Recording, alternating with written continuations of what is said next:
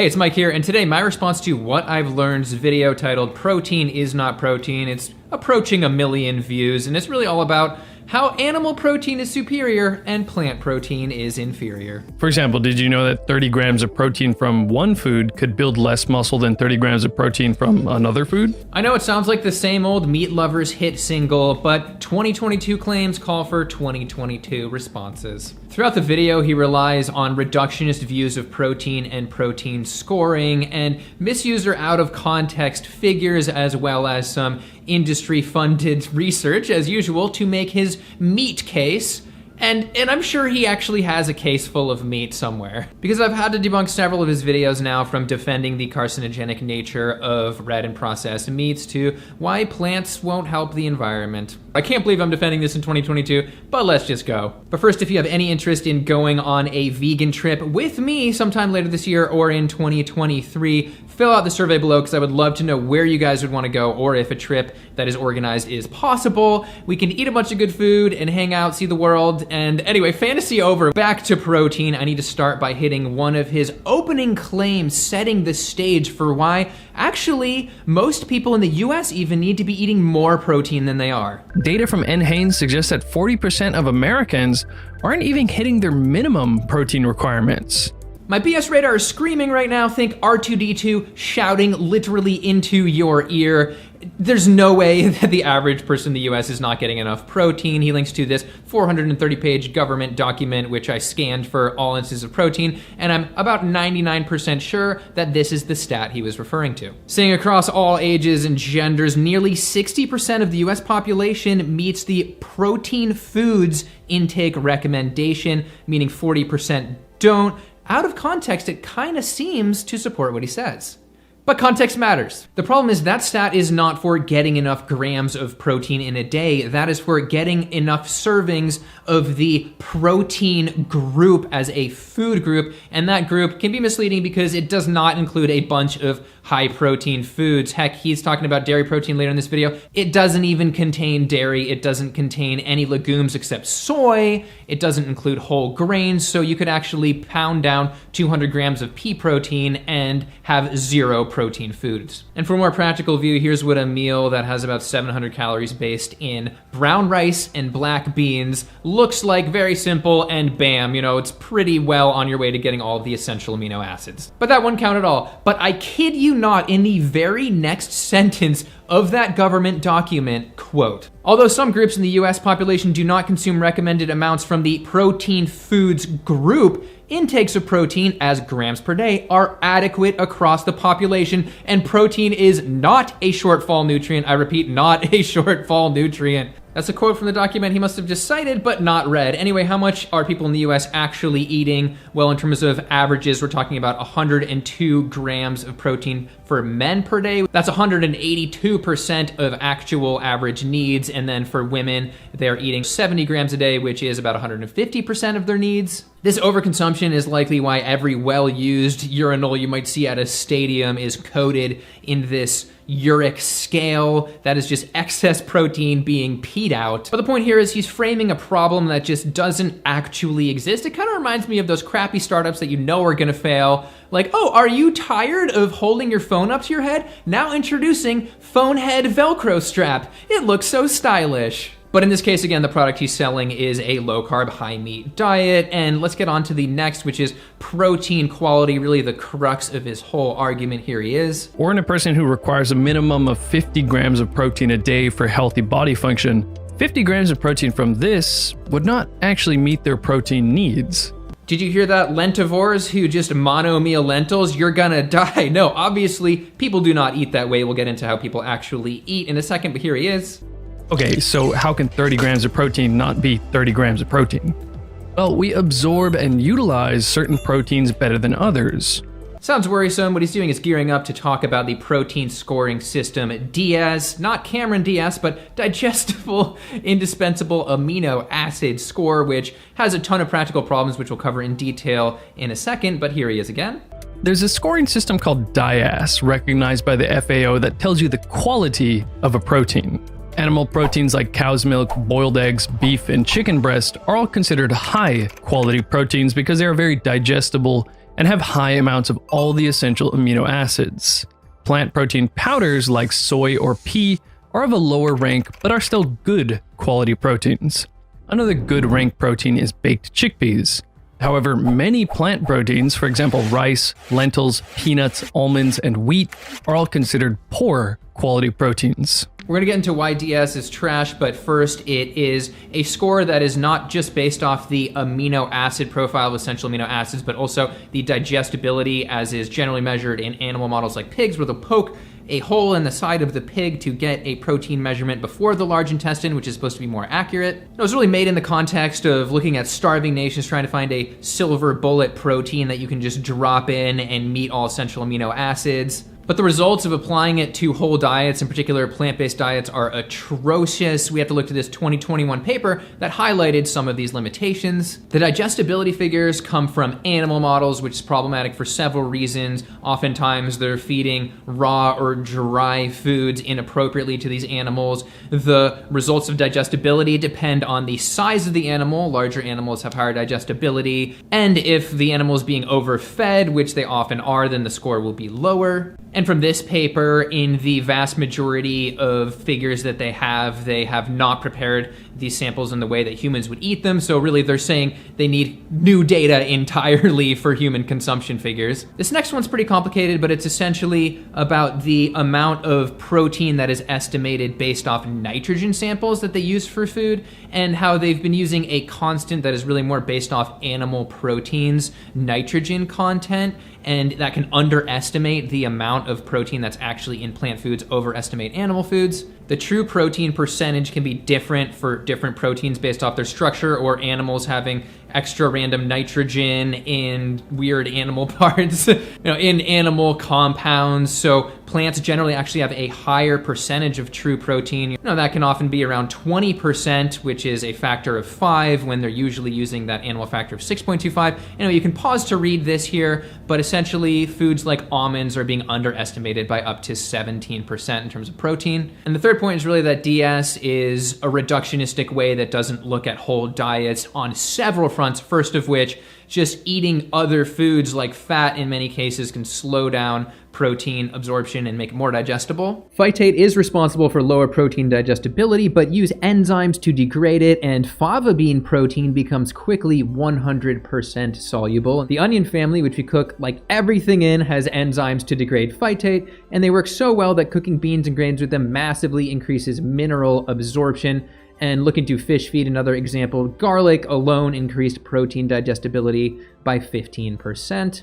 Soaking and fermenting techniques can also make that protein more digestible. But what the biggest problem here is that when you're eating a variety of foods in an actual diet, the way that these limited amino acids work out is just not as much of a concern as a single food. As I say, an array of plant proteins are typically consumed in a single meal and tend to greatly exceed requirements. Well, I think the scoring is trash. I want to play along with it for a second to further show how trash it actually is, or at least how trashy this misapplication to a plant-based diet is. As this paper mentions, quote, any protein material can reach a higher DS value when combined with an adequate complementary source. Don't get me wrong, I'm not pushing the complementary protein combining thing again. I really do not believe it's necessary to put effort into this. But just in terms of this score, if you're obsessed with this score, you just have to see the results of this. But before we get to the real results, I just have to show you the horrible result of misusing DS for entire diets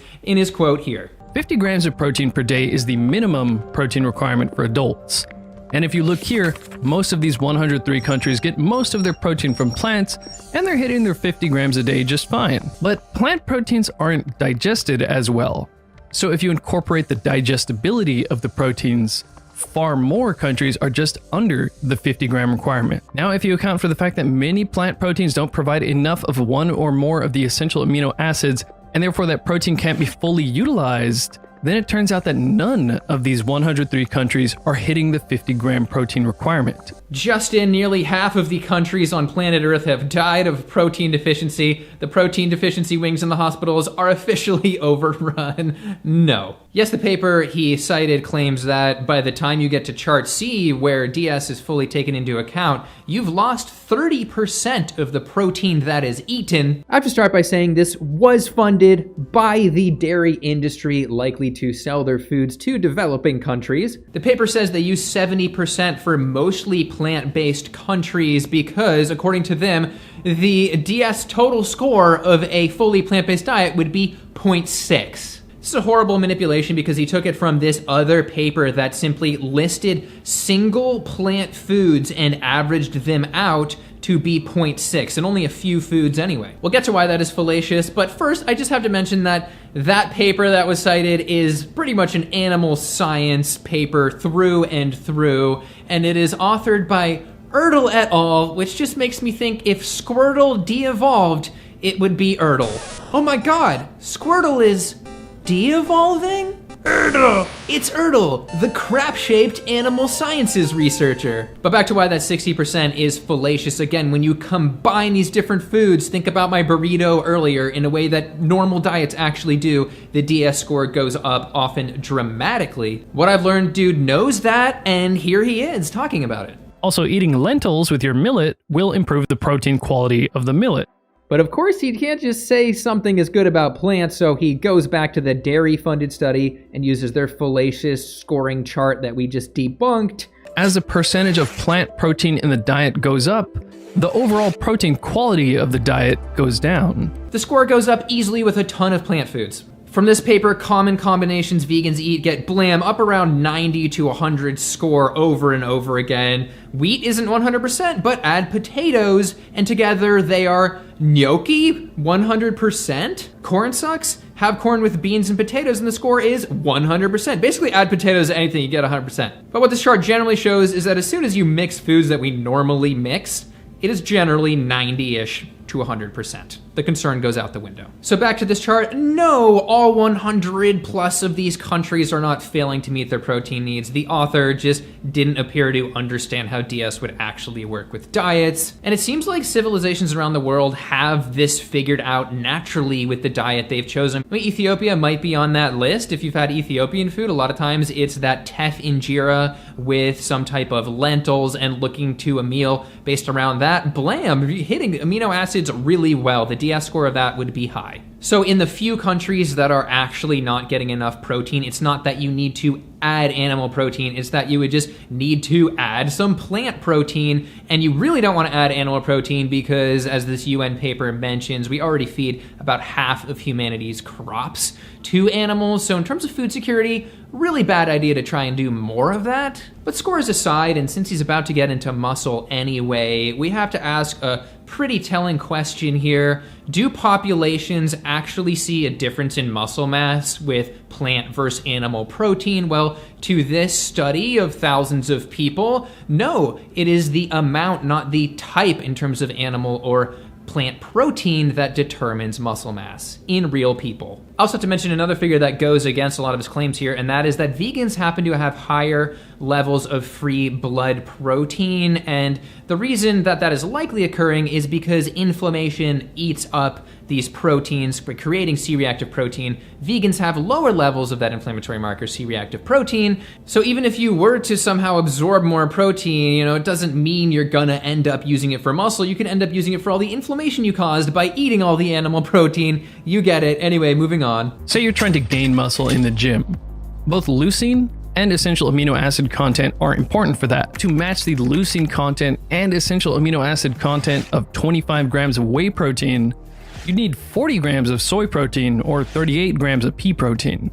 This is What I've Learned's guide to massively overkilling leucine intake because everyone thinks they're a bodybuilder when they're not. No, this is a dangerous angle to take because leucine triggers IGF-1, which I've talked about, fuels every stage of cancer growth and metastases. It's a quick, interesting study. This one says leucine deprivation stopped breast cancer cell growth, of course, in a petri dish, and resulted in cancer killing itself. The danger here is that he's driving people to consume even more excess animal protein, and cancer is an area where animal and plant protein really does differentiate. I mean, we have this whole review going over a bunch of different cancers and animal versus plant protein. You could look at that if you want. But from this paper, a certain section of middle-aged people, 50 to 65, appear to get hit the worst. Those respondents who reported high protein intake had a 75% increase in overall mortality and a fourfold increase in cancer death risk during the following 18 years. And quote, plant-derived proteins are associated with lower mortality than animal-derived proteins. And if you read the study, you'll realize that this effect doesn't occur after 65, probably because all the people who would have been killed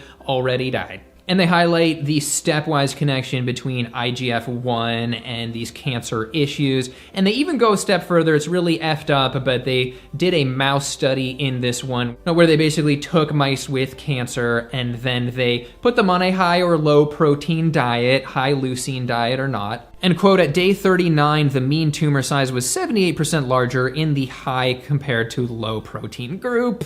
I could literally spend 20 minutes on this, but I just need to drop it and get to his next muscle claim. This protein quality issue may be why this study found that women not eating meat have less muscle mass than women who do eat meat, even though they ate the same total grams of protein. And 19 vegetarian women in 2009 had a bit less muscle. Well, how about this study of 28 women, a bit more, still not huge, who were vegan, no animal protein at all, and that study was done in 2020. Despite obviously eating no animal protein, the vegans had no difference in muscle mass than the meat eaters. However, they had increased endurance, so they were superior. Plant protein is superior. But to continue the you need even more protein narrative, here he is. Now, recent research says the old 50 grams of protein a day recommendation was way too low, and that a 62 kilogram or 135 pound person needs at least 75 to 100 grams of high quality protein per day. He presents this as the new mainstream scientific view in the research that you need this much protein. Well, no, this paper is actually a who's who of the animal industry.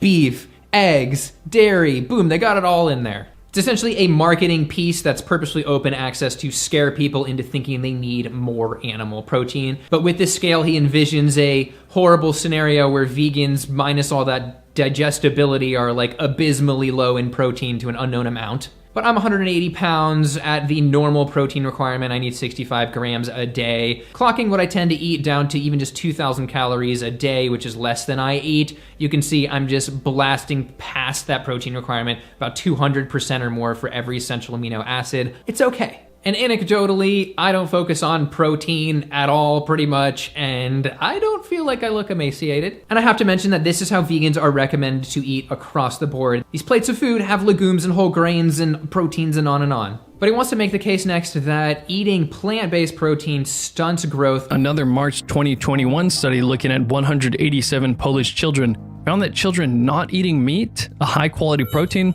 were 3 centimeters shorter and had weaker bones. Now, I have to start off by mentioning that those 50 vegan children had about 50 to 85% lower inflammation markers depending on the model, as well as not having any significant amount of high cholesterol. Well, 30% of those meat-eating children had either borderline or high LDL/bad cholesterol, which is ridiculous, especially because 110 is the cutoff for children and 100 is the cutoff for adults. So these meat-eating children are being set up to have a higher risk of our leading killing disease with bad cholesterol that is high. Virtually no cases of that in the vegan group. Anyway, moving on to height. There's strong evidence that whatever caused this difference has nothing to do with protein, because looking to the vegan group, it's consuming over twice the RDA for protein in that age group. So even if you have a horrible DS score of 0.5, which doesn't make sense in terms of real diets, they'd still be getting enough.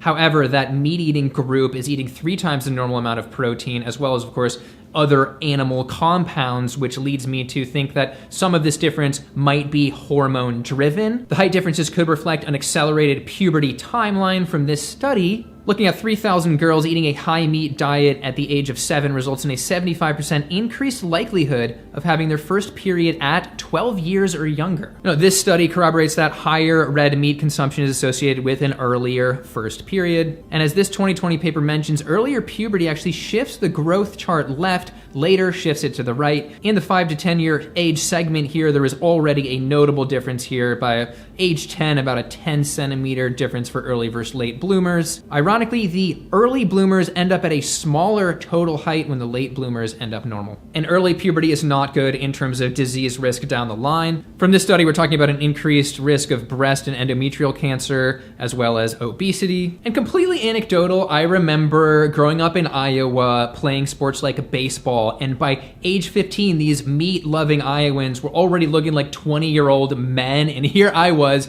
who's somebody who didn't eat red meat growing up, developing way slower, but then I ended up taller than them now, and I don't look like I'm over 40 like a lot of them do. Also want to mention this larger study of vegan children from age 1 to 3 that did not see a difference in height, and that further supports the idea that this is some type of hormone puberty effect. You know, I'd love to see more data, but based on those protein consumption numbers for vegans, the height thing doesn't appear to be protein related here. Anyway, moving on, because he makes a lot of claims here, but he leaves out pretty much every major negative of animal protein consumption, all of them. But I would agree with him that yes, protein is not protein because animal protein carries a ton of baggage in terms of course, cholesterol and saturated fat, as well as other inflammatory compounds. And this is best reflected in mortality, probably the thing that we care about the most here. From this 2020 meta-analysis of 11 studies, higher animal protein intake was associated with about 30% increased cardiovascular disease mortality, but that plant protein intake is inversely associated with all-cause and cardiovascular disease mortality.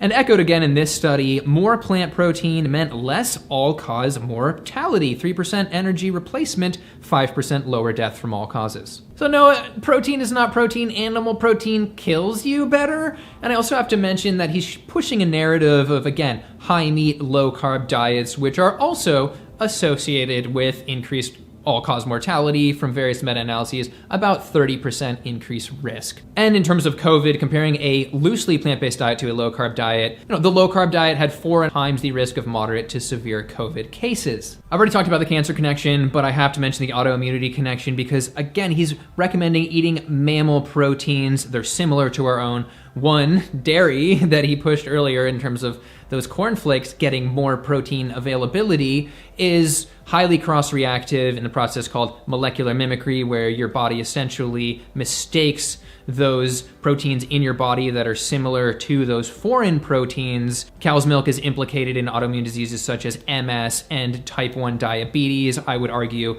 with enough evidence to be causally linked. But finally, there's a really strong case, I think, for kidney concerns here. He's telling people to eat more animal protein in a country where 1 in 7 people have chronic kidney disease. As this paper mentions, several studies show an association between animal protein and end-stage kidney disease. You don't want that stage. It's a bad stage. Plant protein, though, appears to be fine. And from this one, higher plant protein, which obviously replaces animal protein, meant a 71% lower odds of chronic kidney disease. And from this one, animal protein is so kidney stone forming that the paper advised, quote, stone formers should be advised to limit the intake of all animal proteins, including fish. In the end, what I've learned, once again, tried to make a case against eating plant foods instead of animal foods and failed. It's just so obvious that if you're eating a variety of plant foods like all of the vegan dietitians and everyone is recommending you to do, unless they're fringe vegans like fruitarians who, for example, 30 bananas a day is only 40% of your methionine.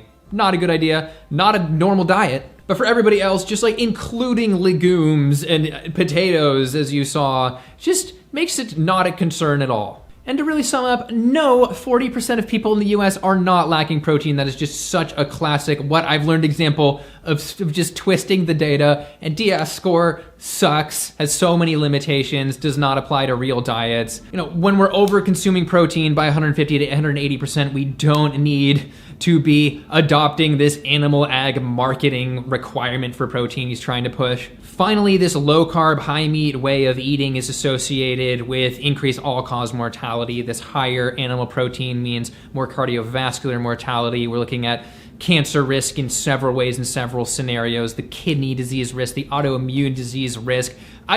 This is the last thing we need to be doing, is eating more animal protein in terms of what is happening to the planet. I have a ton of videos on that, and in terms of what it would mean for killing more animals for literally no reason to be less healthy. So on that note, fill out my survey if you are interested in going and traveling and having a good time with me, eating vegan food, all that good stuff, linked below. And of course, as usual, let me know what you think about all of this. Are there any arguments you want me to flesh out more? Not animal flesh. Oh, bad pun. Anyway, feel free to like and subscribe, share this under his videos so people actually see it, and I'll see you in the next one. Thanks for watching.